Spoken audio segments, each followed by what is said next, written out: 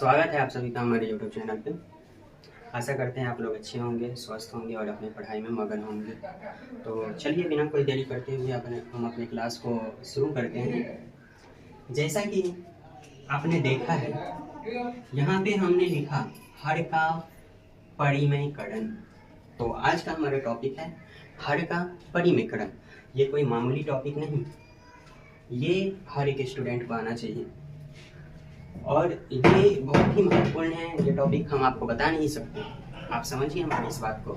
इस टॉपिक को पढ़ना रामबाण साबित हो सकता है हर एक एग्जाम में। यदि आप 10वीं का एग्जाम दे रहे हैं, यदि आप 12वीं का एग्जाम दे रहे हैं, या फिर आप यदि कोई कंपटीशन का एग्जाम ही क्यों ना दे रहे हैं, तो ये टॉपिक बहुत ही इम्पोर्टेंट है। वैसे तो हमने यहाँ पे लिख दिया है कि ये क्लास 6 से 12 तक के छात्रों के लिए, छात्र छात्राओं के लिए बहुत महत्वपूर्ण टॉपिक है। तो इसी के बारे में आज हम चर्चा करेंगे। इसको अच्छे एकदम बेसिक लेवल से पढ़ेंगे। जब आप हमारे इस पूरे क्लास को देखिएगा तो आपको खुद अंदाज़ा लगेगा कि हाँ ठीक है। तो चलिए देखते हैं। सबसे पहले हमें ये समझना होगा कि आखिर ये हर का परिमेयकरण होता क्या है। तो उसी चीज़ को हम समझेंगे। यहाँ पे लिखा हुआ है हर।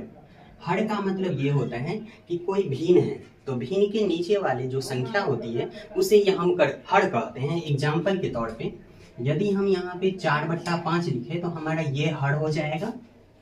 या दूसरा एग्जाम्पल यदि हम लिखें 2/√5 तो इसमें √5 हमारा हर हो जाएगा। ऐसे ही डॉट डॉट डॉट, ऐसे ही कोई भी संख्या जो बट्टा में रहे तो उसके नीचे वाले संख्या को हम लोग हर कहते हैं। ये बात आप लोगों को समझ में आ गई। आगे देखिए, बोल रहा है परिमेयकरण।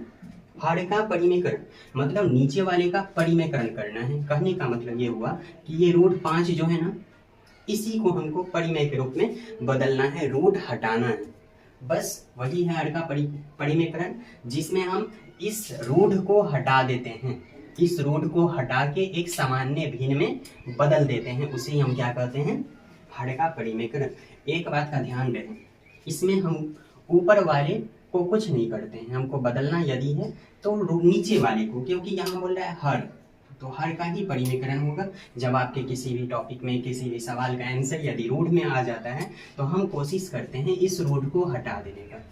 बस वही होता है हमारा हर का परिमेयकरण। ठीक है, यहाँ पे आप देखेंगे हमने कुछ सवाल को रखा हुआ है, इसी सवाल से हम आगे पढ़ेंगे। चलिए पढ़ते हैं हम।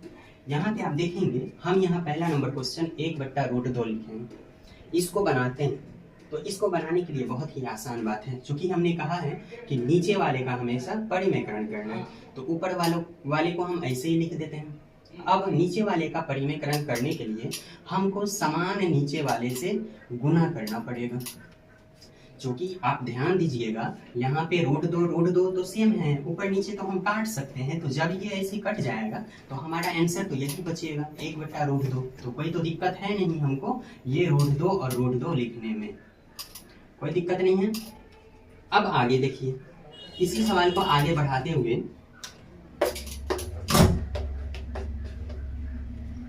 आगे बढ़ाएंगे तो एक को हम गुना करेंगे √2 से, तो ये हो जाएगा हमारा √2।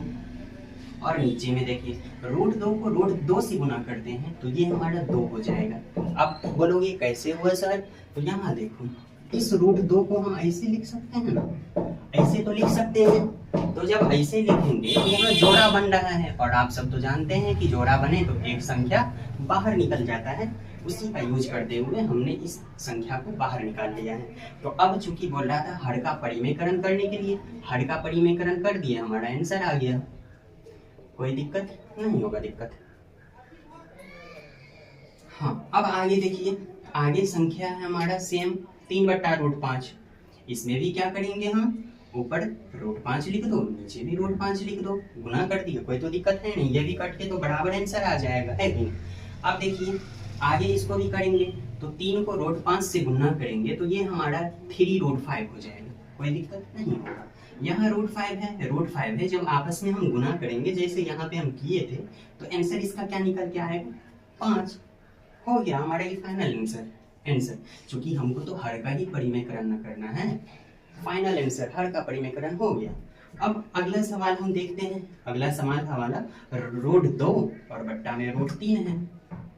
इसको भी सेम तरीके से कर देना है, क्योंकि नीचे वाले का ही तो करना है, ऊपर में कुछ भी रहे उससे हमको मतलब नहीं है। हमको हमेशा क्या करना है, नीचे वाले मतलब हर का परिमेकरण करना है। तो √3 है, ऊपर भी √3 से गुना कर दो भाई, और यहाँ भी √3 से गुना कर दो, तो कोई तो दिक्कत होगा नहीं यहाँ पे, है कि नहीं। अब देखिए, जब हम √2 को √3 से गुना करते हैं तो 2 दिया 6, ये √6 होगा कि नहीं। अब यहाँ देखिए √3 और √3 जो चूंकि यहाँ हमने बताया था, तो उस नियम का यूज करते हुए यहाँ पे 3 हो जाएगा, कोई दिक्कत तो होगा नहीं यहाँ पे, है कि नहीं।